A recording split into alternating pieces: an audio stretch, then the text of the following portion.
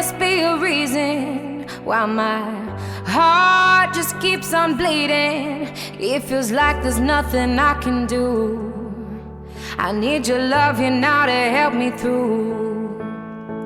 But I just keep on rolling down this path that keeps on winding. When trouble's standing by my side, be the grace that helps me keep the fight.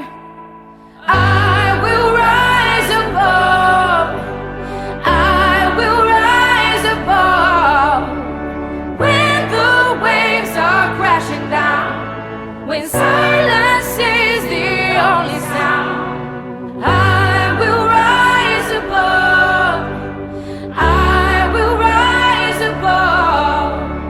When the storm is all around, I won't let it weigh me down. I will rise. I will rise. I will rise above. There's mercy through the struggle, and there's pain through every hurdle. Be the hand that I need to hold, and there'll be roads ahead paved in gold, burning like a fire. I'm just keeping my head up when it feels like never ending night. But there's a new dawn, I see the light. I will rise above. I will rise above. When the waves are crashing down, and silence is the only sound.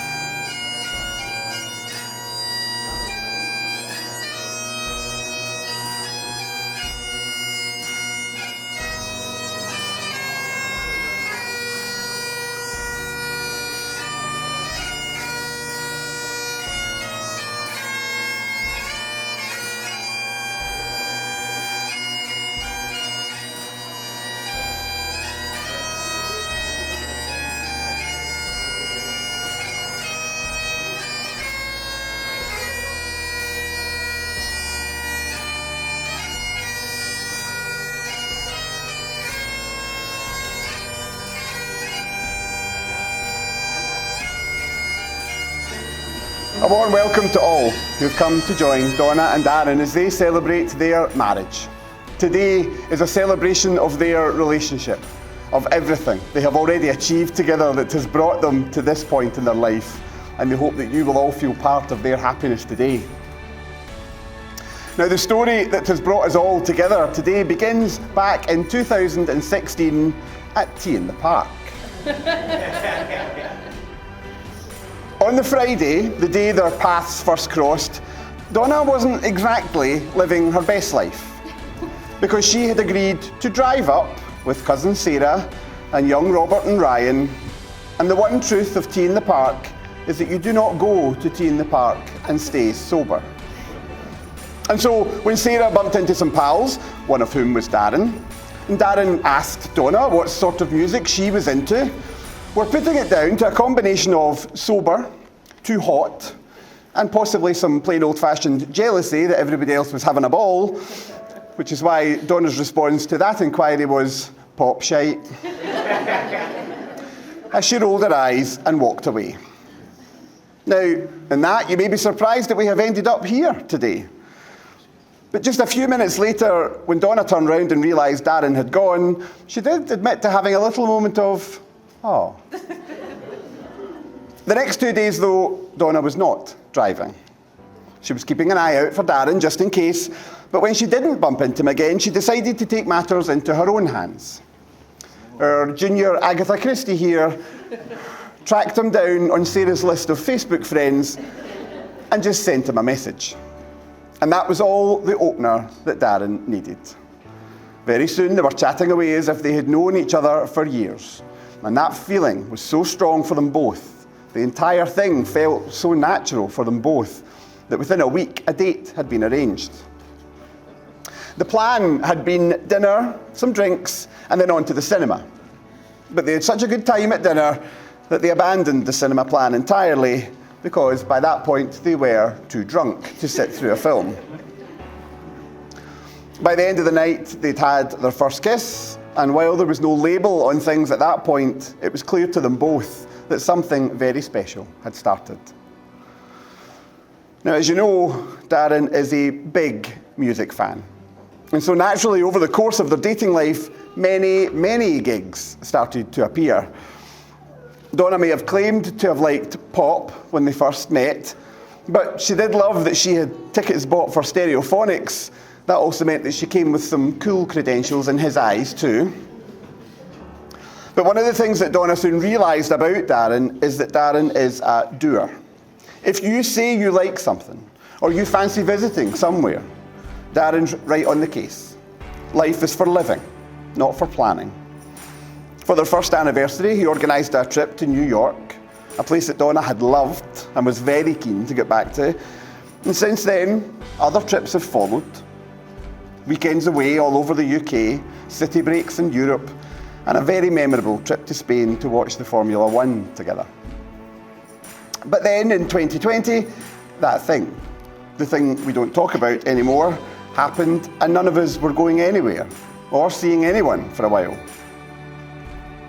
The thing is, the communication between Donna and Darren has always been so open and so honest that by then they had talked about marriage, they talked about children.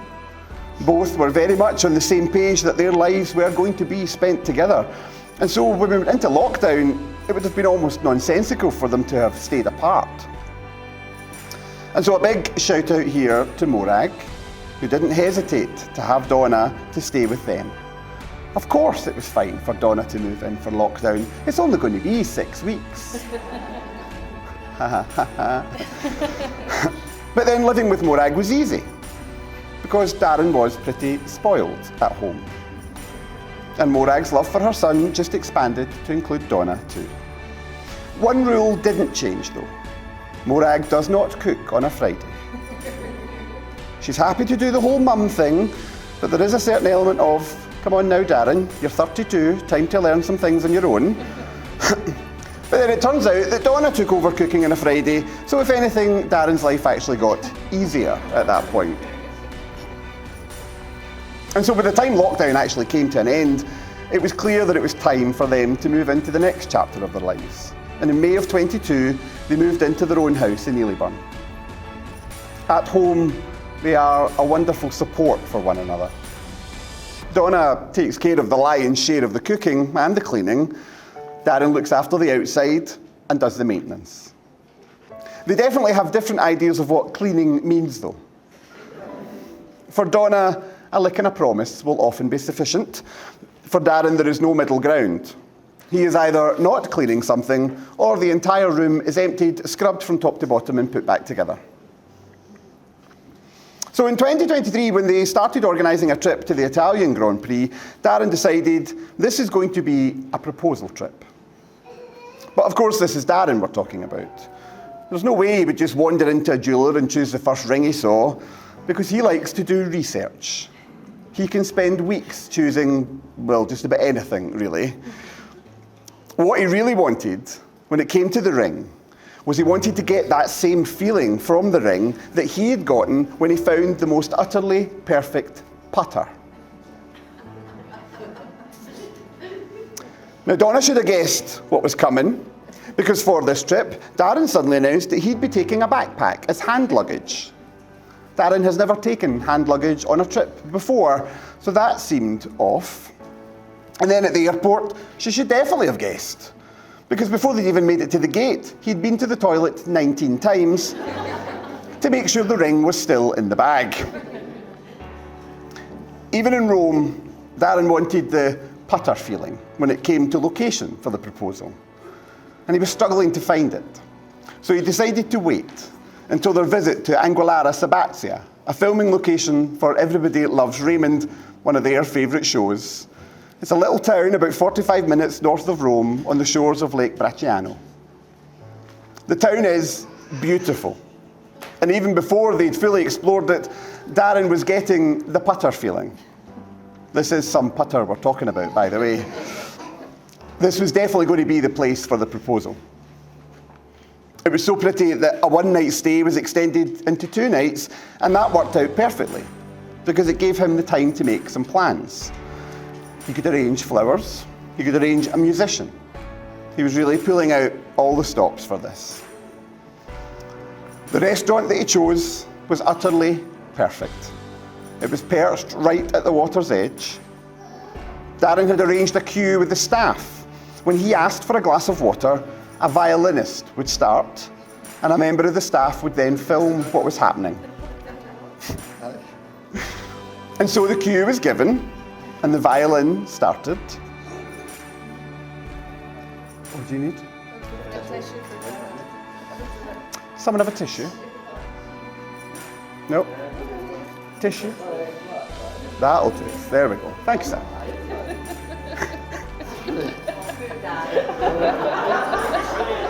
Thank you. I'm sorry, Mommy.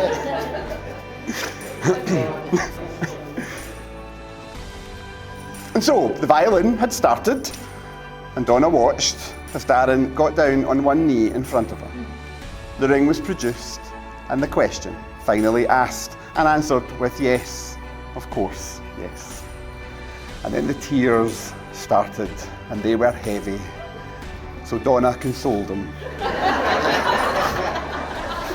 By virtue of the declarations you have made in my presence, those of your family and friends, it is my very pleasant duty to declare that you, Donna Drake, and you, Darren MacDonald, are married. And before I make the final legal declaration, I have one more vow that I would like you to answer together at the end with "we will."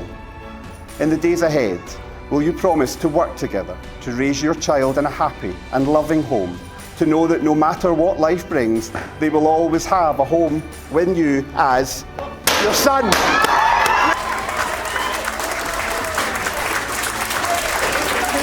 And as if that wasn't enough, I now pronounce you husband and wife. You may kiss the bride.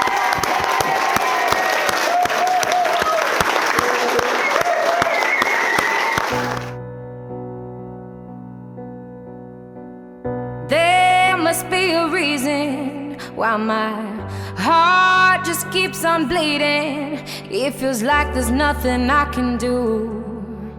I need your love here now to help me through. But I just keep on rolling down this path that keeps on winding. When trouble's standing by my side, be the grace that helps me keep the fight. I will rise above. I will rise above. When the waves are crashing down, when silence is the only sound, I will rise above. I will rise above. When the storm is all around, I won't let it weigh me down.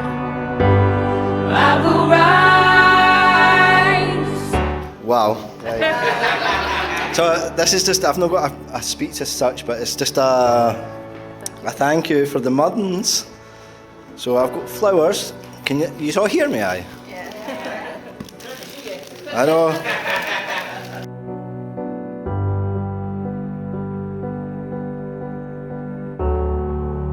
So, Karen, this is for you, for bringing up such a lovely daughter for me. I don't know what I'm going to spend the rest of my life with your daughter, part of the family. Thank you so much. Oh. Right. Mother.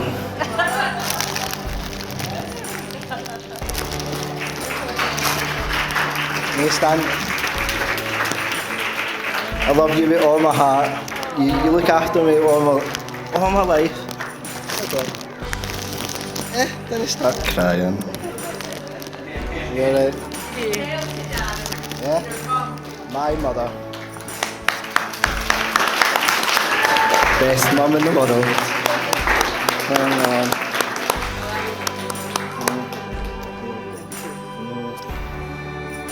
Everybody, I can't. So everybody that's came, thanks so much for coming up. I didn't know a couple of faces, but I'm sure maybe know by the end of the night. There's no speech here, so I'm just gone. Like I'm done. Thanks everybody. Thank you. Thank you. That's all right. Ladies and gentlemen, I'd like to introduce myself. If none of you know me, my name is Ronnie, I'm Darren's big brother. And it's an absolute honour and privilege to be the best man. Apologies, I'm very nervous and I need a drink.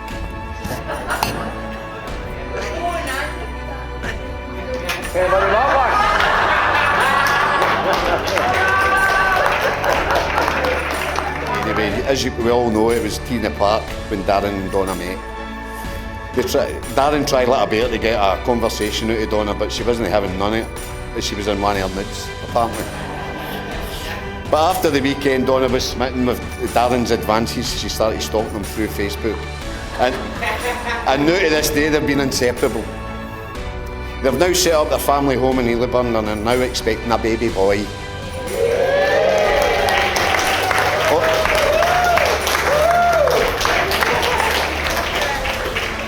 And that's on the 3rd of January, which I'm looking forward to being an uncle again. So Donna, you're the nicest person I've ever met. And my brother is so blessed to have someone like you in his life. Thank you again for being there for him.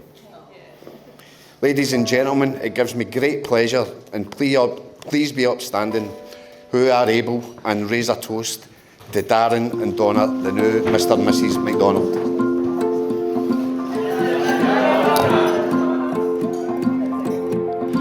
You are the sunrise waking my day. You are the moonlight shining my way. This is where I call home. You are the fire warming my night. With you I'll stay till the morning light. This is where I call home. This is where I call home. Your love is like no other. Your love is where I feel alive. My safety and my shelter. Your love is my home.